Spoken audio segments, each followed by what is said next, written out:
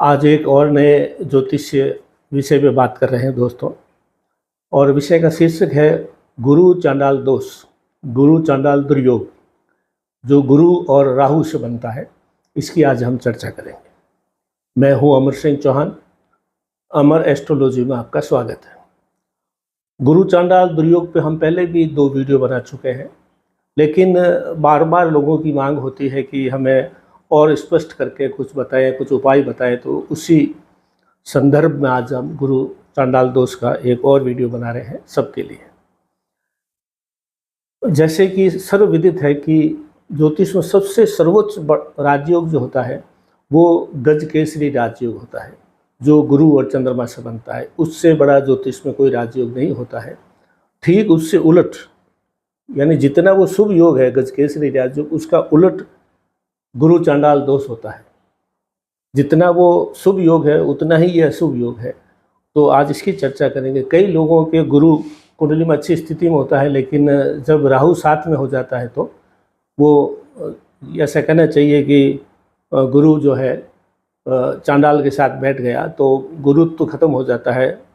और वो कैसे खत्म होता है इसकी हम चर्चा करेंगे। ज्योतिष में गुरु को ऊंचाई माना गया है, गुरु को वरिष्ठता माना गया है, गुरु को बहुत गंभीर, धीर, गंभीर और सभी जो है देवताओं का गुरु या ग्रहों का राजा माना गया है गुरु को। और ये सर्वाधिक शुभ योग, शुभ ग्रह है। तो ये सर्वाधिक अच्छे फल भी देता है, इसमें कोई शक नहीं है। लेकिन अगर कुंडली में गुरु के साथ में राहु बैठ जाए तो राहु क्या है? शनिवत राहु, राहु शनि जैसा ही होता है। तो ये शनि वाले प्रभाव जो है गुरु के साथ देगा, तो गुरु की जो ऊंचाई है उससे नीचे गिरा देता है। ऊंचाई से गिराने वाला योग है, मतलब राहु का प्रभाव है। धर्म और परंपरा के विरुद्ध बात करता है। जिसकी कुंडली में गुरु और राहु साथ में होता है, यानी गुरु चांडाल दोष होता है जिसकी कुंडली में, वो आध्यात्मिकता, परंपरा या जो है सात्विक चीज़ें, इन चीज़ों के जो है विरुद्ध ये जो चीज़ें बनाता है, कलंक लगाता है और ऊंचाई से गिराता है। तो ये सर्वाधिक जो है अशुभ योग माना जाता है। और अगर इसमें गुरु राहु के साथ अगर शनि भी जुड़ जाए तो इतना भयंकर हो जाता है जिसकी कल्पना ही नहीं की जा सकती। तो वो अत्यंत कष्टकारी, भयंकर होता है। अब हम करते हैं कुछ विशेष भावों की बात करते हैं, क्योंकि जहाँ पे गुरु सर्वाधिक अच्छा फल देता है वहाँ पे अगर गुरु चांडाल दोष बन गया तो वो जो भाव है उनके भी फलों में कमी हो जाती है, और गुरु के फलों में कमी वैसे ही हो जाती है गुरु चांडाल दोष होने की वजह से। तो इसमें सबसे पहले हम देखते हैं कि लगन में अगर फर्स्ट हाउस में गुरु चांडाल दोष बना हुआ है, पहले घर में कुंडली के, उसमें गुरु और राहु अगर साथ बैठा है तो गुरु चांडाल दोष बन जाता है। फर्स्ट हाउस जो लगन होता है वो आदमी की पर्सनैलिटी होता है, व्यक्तित्व होता है, और वो प्रथम दृष्टया जो है आदमी की जो विशेषताएं नज़र आती है वो फर्स्ट हाउस से नज़र आती है। लेकिन गुरु अगर है तो आदमी बहुत विद्वान और ऊंचाई लिए हुए होता है, लेकिन जब साथ में राहु बैठा होता है तो वो व्यक्तित्व को खराब करता है, अहंकारी बनाता है, जिद्दी बनाता है, विवादास्पद बनाता है, कर्जा के अंदर डुबोता है और पारिवारिक विवाद पैदा करता है। अगर फर्स्ट हाउस में यानी लगन में गुरु और राहु है तो ये कष्ट होते हैं।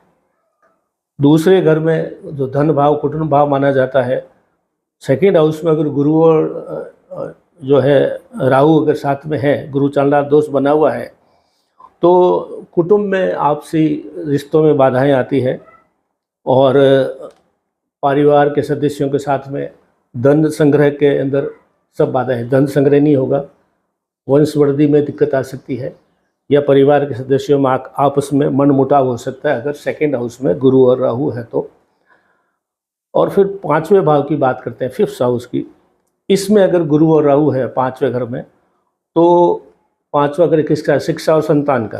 तो संतान उत्पत्ति में बाधा हो सकती है। संतान उत्पत्ति हो भी जाएगी तो वो संतान उतनी काबिल नहीं होगी, और या संतान में कोई न कोई दुर्गुण होंगे। और कोई न कोई परेशानी होगी। तो और शिक्षा में भी व्यवधान पड़ सकता है। ये 5वें घर में अगर गुरु और राहु है, यानी 5वें घर में गुरु चांडाल दोष है। तो 7वां घर जो 7th हाउस है, जो वैवाहिक सुख के लिए देखा जाता है, 7th हाउस में अगर गुरु और राहु है, यानी गुरु चांडाल दोष बनता है, तो सीधा सीधा वैवाहिक सुख को डिस्टर्ब करता है, वैवाहिक सुख ख़त्म करता है, कमज़ोर करता है या विवादास्पद बना देता है वैवाहिक सुख को। तो ये जो है 7वें घर में अगर गुरु राहु है तो 9वां घर जो भाग्य भाव कहलाता है, भाग्य भाव का जो है कारक ग्रह गुरु होता है, वहाँ पे अगर गुरु के साथ में राहु बैठ गया है 9th हाउस में, तो 9th हाउस धर्म का है, आचरण का है, सदाचार का है और जो है एक बहुत ही सात्विक के रूप में 9th हाउस जो भाग्य भाव कहलाता है, उसके अंदर जो है आचरण धर्म नष्ट हो जाते हैं, सात्विकता नष्ट हो जाती है, संदेह पैदा होने लग जाते हैं और धर्म विरुद्ध कार्य करने लग जाता है वो व्यक्ति। और 11वें भाव में अगर गुरु और राहु है, अकेला गुरु 11 राहु बहुत अच्छा है, लेकिन गुरु के साथ राहु यानी गुरु चांडाल दोष अगर 11वें भाव में बना हुआ है तो गलत पैसा आएगा, रिश्वत का या तस्करी का या कुछ गलत तरीके के आमदनी के स्रोत हो सकते हैं जो आगे जाके कष्टप्रद होंगे। तो हमने जो है अभी लगन, 2nd house, 5th house, 7th house, 11th house की चर्चा की। बाकी ग्रहों में इसलिए चर्चा नहीं की, उसमें कोई ज़्यादा लेकिन ये सर्वाधिक शुभ ये भाव है, इनमें दोष होता है तो और भी ज़्यादा दिक्कत होती है। बाकी तो कुछ भाव ही अशुभ है तो उसमें कोई इतनी वो दिक्कत नहीं है। तो जैसे कि हमने बताया कि जो है गुरु राहु गुरु चांडाल दोष है, शनि और साथ में जुड़ गया तो और भी ज़्यादा भयंकर इसके कष्ट होंगे।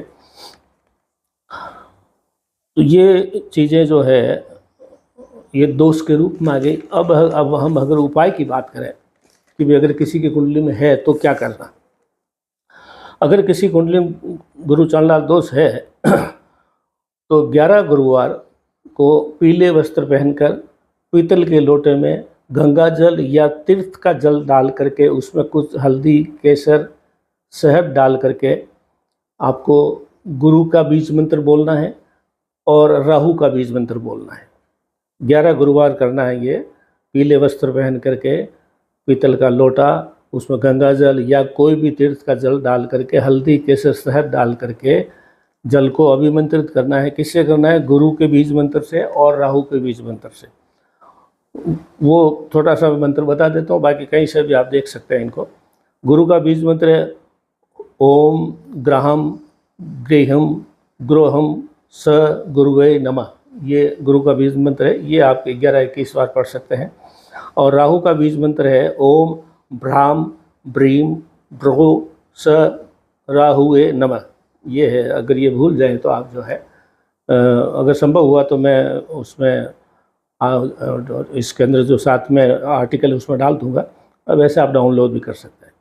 फिर ये पीतल का लोटा जो है जो अभिमंत्रित होने के बाद में इसको आप चाहें तो दोबारा जो है केले की जड़ में आप पानी डाल दीजिए ये वाला, और थोड़ा सा पानी जो है बाल्टी में डाल के आप खुद भी दोबारा स्नान भी कर सकते हैं।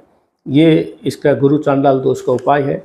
और भी अनेक उपाय है। स्त्री की कुंडली में है तो उसमें गुरु बना करके विष्णु सहस्त्र नाम का भी हम पाठ करते हैं।